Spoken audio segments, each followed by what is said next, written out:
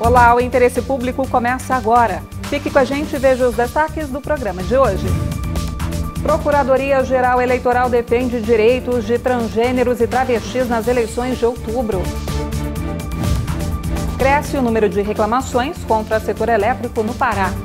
O Interesse Público quer saber por que famílias que vivem em local de risco, por causa das chuvas do Rio de Janeiro, ainda não foram transferidas para condomínio pronto há mais de 3 anos.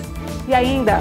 Goiás Velho saiu na frente, será uma das primeiras cidades do Brasil a ter 100% dos prédios e monumentos históricos protegidos pelo IPHAN recuperados. O MPF acompanha de perto a execução das obras. Essas e outras notícias você acompanha agora aqui no Interesse Público, um programa do Ministério Público Federal.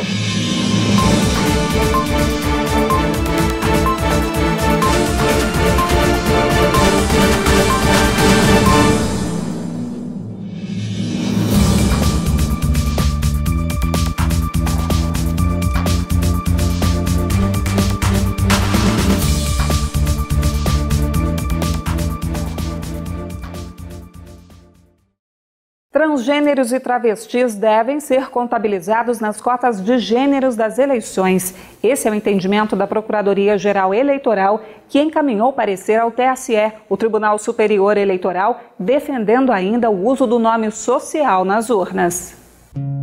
Melissa. É esse o nome que ela escolheu e é assim que quer ser chamada, independente do lugar onde ela esteja ou o que estiver fazendo. O nome é um pertencimento, é uma existência, é uma essência, é tudo, né, na vida de uma pessoa. Desde muito cedo, Melissa se reconheceu como mulher, mas um corpo de homem. Foi aí que ela começou a lutar pelos seus direitos e poder usar o nome escolhido por ela foi um deles. No título de eleitor já consta o nome social. E agora, a luta é para ter todos os documentos trocados. O correto era as pessoas já estarem, pelo menos, um pouco a par do que é essas pessoas, do que são essas especificidades, de procurar ver que tem uma identidade ali com o nome. A foto tá feminina, a foto tá o cabelo comprido, tá o rosto feminino, mas o nome não tá. Mas nas próximas eleições, esse constrangimento não deve mais acontecer.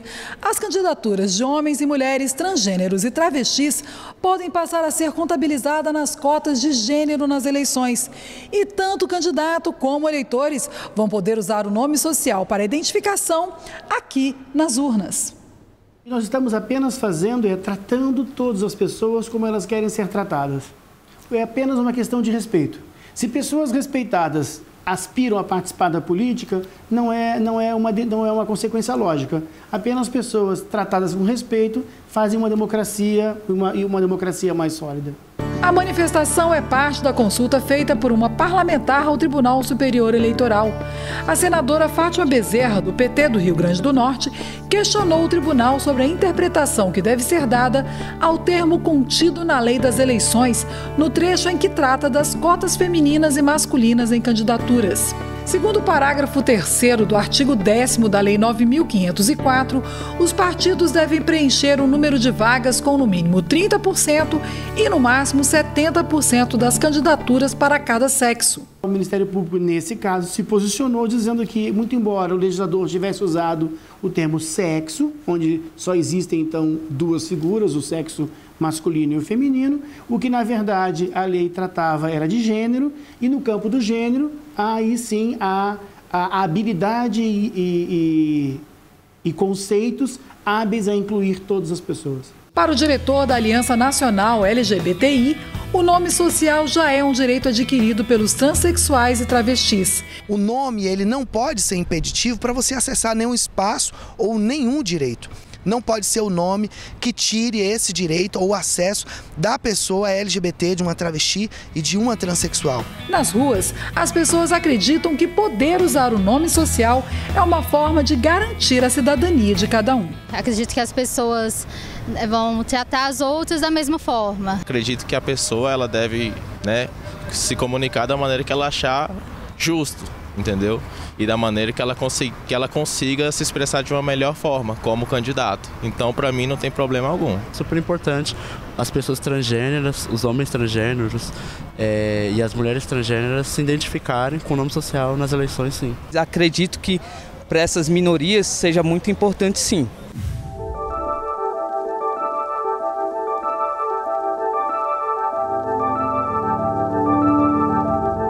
Direito do consumidor é o tema do MPF Explica de hoje com o repórter Galton Sé. Bem-vindo, Galton. Oi, Eliane. Hoje a gente vai falar sobre mercadoria com defeito e o que fazer neste caso. A legislação brasileira determina que o consumidor pode escolher pela troca do produto, a devolução do valor pago ou abatimento proporcional, caso seja feita a troca por outro valor maior. Recentemente, a rede de supermercado Carrefour recusou o recebimento de produtos com defeito nas lojas, o que obrigou o consumidor a procurar por conta própria assistência técnica.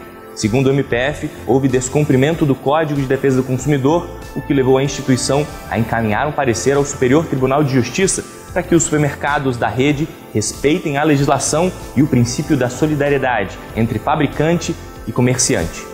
E o que diz esse princípio, então, Galton? Então, esse princípio da solidariedade diz que quando constatado defeito em um produto, a responsabilidade deve ser dividida entre fabricante e comerciante. O consumidor tem o direito de escolher entre devolver o produto com defeito diretamente ao comerciante ou enviar a assistência técnica. E mais, se for um produto essencial para o dia a dia, o comerciante deve fazer a troca na hora. Direito garantido tem que ser respeitado. Galton, eu não vou me despedir agora porque eu sei que você tem uma informação importante para as pessoas com deficiência visual ainda nessa edição. Até já. É isso mesmo, até já, Eliane. E veja no próximo bloco, cresce o número de reclamações contra a empresa de energia elétrica do Pará. O Ministério Público aciona a Justiça. E ainda vamos falar sobre as fortes chuvas no Rio de Janeiro e por que ribeirinhos que vivem em área de risco ainda não foram removidos. O local para abrigar essas famílias está pronto há mais de 3 anos. Até já!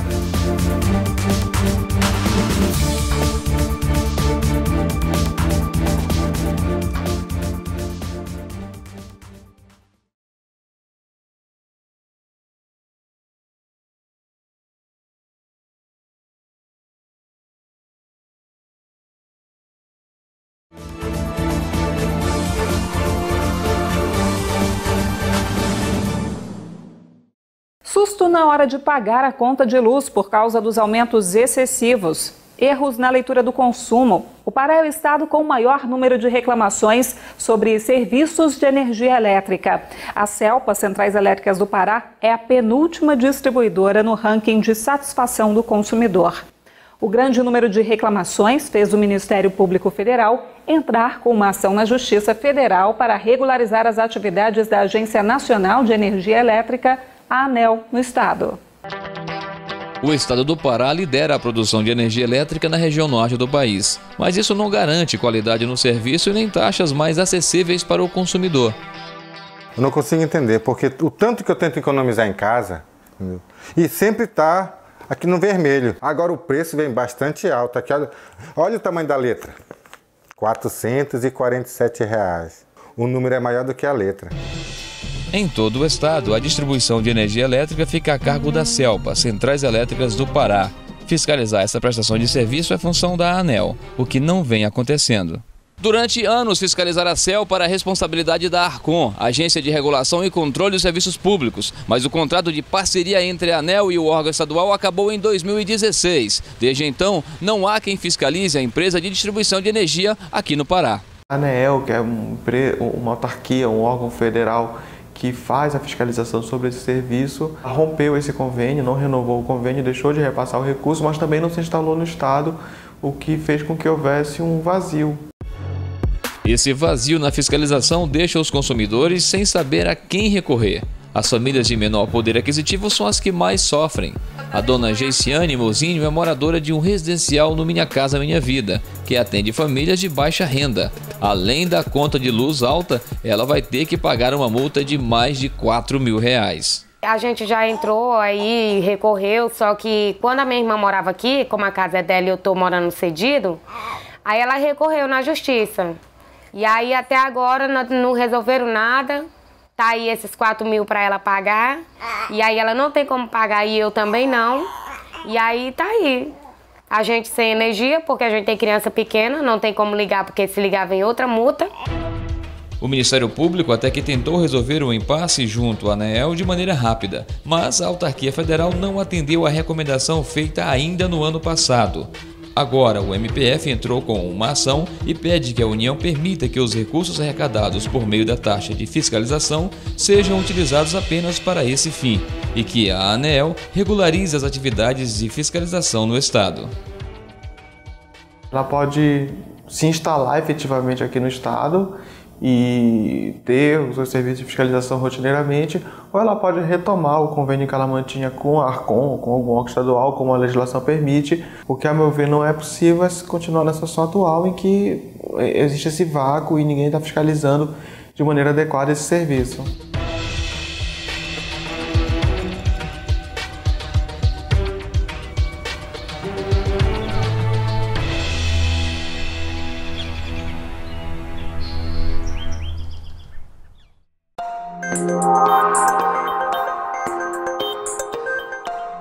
Água, vida e direitos humanos. Esse foi o tema do encontro que reuniu representantes do Ministério Público em Brasília para discutir o acesso à água como direito humano, com foco na preservação dos recursos hídricos. Na abertura do evento, a Procuradora-Geral da República, Raquel Dodge, ressaltou a urgência do debate. A floresta amazônica está sendo derrubada. Não há exagero nisso. Um dos convidados especiais foi o fotógrafo e ambientalista Sebastião Salgado. O Ministério Público Federal lançou uma coletânea de artigos sobre tráfico de pessoas. A publicação reúne artigos de membros e servidores do MPF, além de estudantes, acadêmicos e profissionais que atuam no combate a esse tipo de crime. A coletânea, que está disponível na internet, é destinada a profissionais do meio jurídico e à população em geral, interessada em conhecer mais sobre o tema. A Procuradora-Geral da República, Raquel Dodge, enviou parecer ao Supremo Tribunal Federal defendendo que o ex-governador do Rio de Janeiro, Sérgio Cabral, seja mantido no presídio de Pinhais, no Paraná, para onde foi transferido no mês passado. Os advogados de Cabral entraram com habeas corpus no STF para reverter a decisão e pedem o retorno dele ao Rio de Janeiro. O político foi transferido após a constatação de que ele estaria tendo regalias no presídio de Benfica, na capital carioca.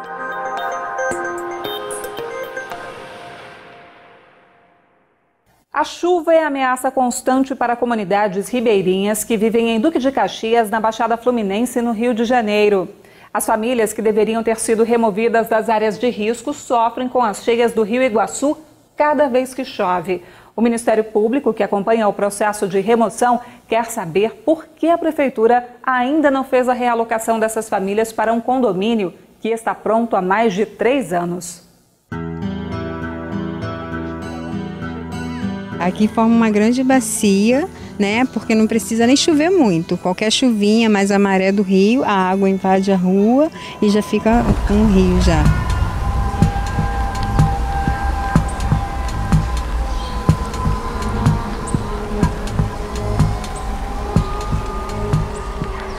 É só chover um pouco mais forte e a vida dos moradores dessas comunidades à beira do Rio Iguaçu vira um tormento.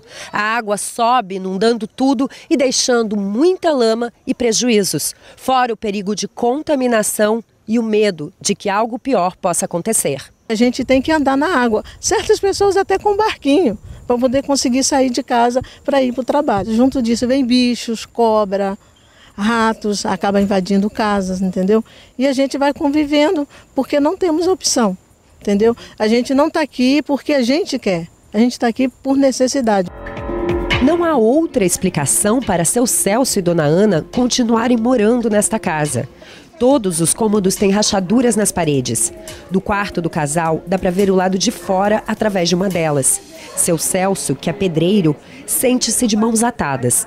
Vamos correndo perigo. A parede, a gente vive trocando de cama de um lado para o outro e correndo o risco da parede cair em cima da gente sem poder fazer nada, porque fomos impedidos de fazer. Eles são beneficiários do projeto Iguaçu, que era coordenado pelo INEA, Instituto Estadual do Ambiente, e tinha como objetivo retirar as populações ribeirinhas de áreas de risco para recuperar as bacias dos rios Iguaçu, Sarapuí e Botas.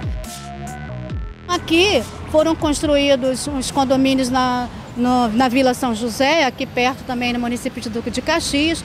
Queria receber a população ribeirinha do Rio Sarapuí. E aqui, esse condomínio São Bento receberia a população da população do Rio Iguaçu. Porém, das 900 unidades do conjunto habitacional São Bento, 600 já foram entregues e até agora nenhuma para moradores das margens do Rio Iguaçu. Representantes das comunidades pediram ajuda ao Ministério Público Federal. Eles querem saber por que a prefeitura, que assumiu a responsabilidade pelas remoções no ano passado, não está cumprindo o acordo feito anteriormente pelo INEA. Ali tudo é prioridade, o cobertor que é curto. Então nós vamos construir mais apartamentos para atender toda a demanda. Quando foi feito esse projeto, foi definido, esta APA aqui no seu conselho, em sua reunião, definiu que aquele empreendimento seria para proteger as pessoas que estão em situação de risco. Foi para isso que o conselho deu ok para aquele empreendimento que está dentro da APA. E mais uma vez, isso é desrespeitado por interesse político partidário. O MPF acredita que faltou transparência no diálogo entre o poder público municipal e os moradores e está apurando os critérios adotados na destinação das casas. O MPF pôde constatar que há essa mudança de rumos e que não há nenhum tipo de previsão de destinação de moradias para essas pessoas. A nossa preocupação é que, ao destinar as casas a determinados grupos de moradores, esse projeto ambiental e essa solução para a realocação de pessoas em áreas de risco não tenha sido observado. Então, o sonho que nós tínhamos de ter uma moradia digna, de ter uma casa com condições de sobrevivência, com os direitos garantidos, saneamento básico, de água, de luz e tudo mais, nos foi tirado.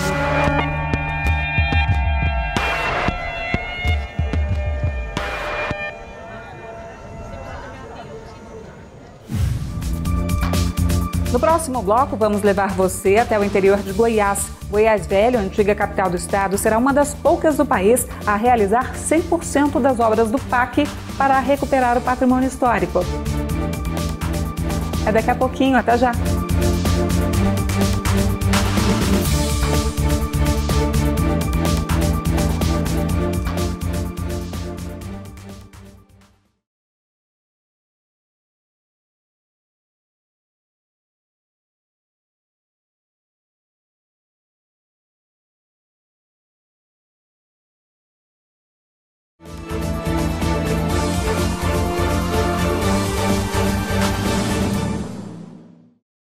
O livro adaptado já é uma realidade para pessoas com deficiência visual. E quem está de volta para dar a boa nova é o Galton Sá.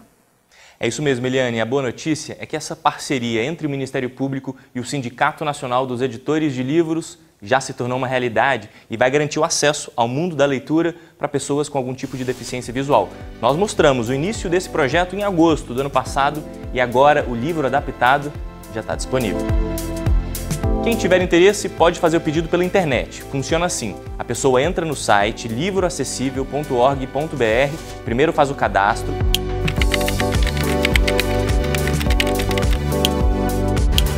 acessa a sua conta e faz o pedido. Se o livro já estiver em formato acessível, o site indica as lojas virtuais que vendem a obra. Daí é só acessar e comprar. Agora, se for preciso adaptar o livro, a editora responsável tem até 60 dias para fazer isso. Eu conversei com o presidente do Sindicato Nacional de Editores de Livros sobre essa parceria. Vamos ver. É importante lembrar também que assim, a gente não está falando de um atendimento gratuito, a gente está falando da compra do livro. Quer dizer, a pessoa que está pedindo esse livro em formato acessível, ela vai estar pagando à editora o mesmo valor que um livro físico. Quer dizer, isso é um serviço, sem dúvida nenhuma, mas isso não é... Isso faz parte do atendimento tradicional das editoras. E tem ainda outra regra. O livro acessível deve ter, no máximo, o mesmo preço do livro comum. 41 editoras fecharam um acordo com a Procuradoria Federal dos Direitos do Cidadão. E quando os olhos não enxergam mais, os dedos ajudam a soltar a imaginação. A servidora pública Noemi Rocha descreveu bem a sensação de quem usa o toque para ser tocada pelas palavras. Às vezes a palavra ela diz muita coisa, né? E ela vem e mexe com a alma, com o sentimento nosso, né?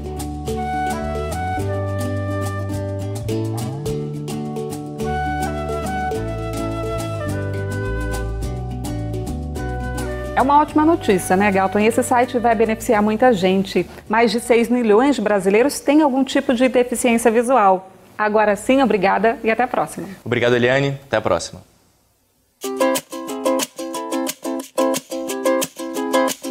Você sabia que toda gestante tem direito a um acompanhante na hora do parto? Os serviços de saúde são obrigados por lei, desde 2005, a permitir a presença de um acompanhante durante todo o período de trabalho de parto e pós-parto imediato. O acompanhante deve ser indicado pela própria mulher. Desrespeitar esse direito é violência obstétrica. Quer mais informações como esta? Acesse facebook.com/mpfederal. Patrimônio histórico e cultural mundial, a cidade de Goiás, também conhecida como Goiás Velho, é o berço da história e das tradições da região central do Brasil. E foi lá que o Ministério Público Federal encontrou os melhores resultados do PAC, o Programa de Aceleração do Crescimento. A reportagem é de Érica Picelli. Por aqui o tempo parece que parou. Ruas de pedras, casarões antigos e gente que sempre encontra tempo para uma boa prosa. Tem vizinho, os vizinhos aqui são todos amigos, eles ainda sentam na porta, tipo aqueles velhos aposentados, põe a cadeira de fio e senta. Aí faz a rodinha quase toda a tarde, à noite eles fazem a rodinha para discutir os assuntos da cidade, o assunto de família. O conjunto arquitetônico, paisagístico e urbanístico do centro histórico da cidade de Goiás foi tombado pelo IPHAN em 1978 e reconhecido como Patrimônio Mundial da Humanidade pela Unesco e ONU em 2001. Os encantos dessa charmosa cidade estarão preservados por muito tempo com a restauração dos prédios históricos. Goiás Velho, antiga capital do estado, será uma das poucas do país a concluir 100% das obras do PAC Cidades Históricas, programa do governo federal que recupera edificações e monumentos. Das 6 obras, 5 já foram entregues e a restauração do casarão da prefeitura já está em fase de finalização. O Ministério Público Federal está acompanhando de perto a execução das obras do município desde 2013. O investimento total foi de mais de 26 milhões de reais. Eu acho importante ressaltar que essa finalização eficiente das obras representa uma parceria e um diálogo entre o Ministério Público Federal, o IPHAN e governos estadual, municipal e federal, juntamente com a comunidade vilaboense, voltado para a preservação do patrimônio cultural da cidade e do país. Na lista das obras que já foram entregues estão a Ponte Cambaúba, que foi recuperada, a restauração e requalificação da Escola de Artes Plásticas Veiga Vale, da Diocese, que ganhou nova fachada, do Cine Teatro São Joaquim e do Mercado Municipal. Dona Matilde é muito conhecida pelos quitutes goianos, que vende há 33 anos no mercado.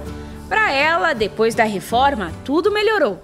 Teve mais turista na cidade, foi muito bom, para nós aqui foi muito bom, estava precisando. Além da Dona Matilde, tem muita gente orgulhosa de ver a cidade bem cuidada. Achei que valorizou bem mais a cidade, esse mercado ficou lindo, fantástico e agregou muitos valores ao comércio, né? Deu mais visibilidade, uma visibilidade mais bonita, mais aconchegante do mercado.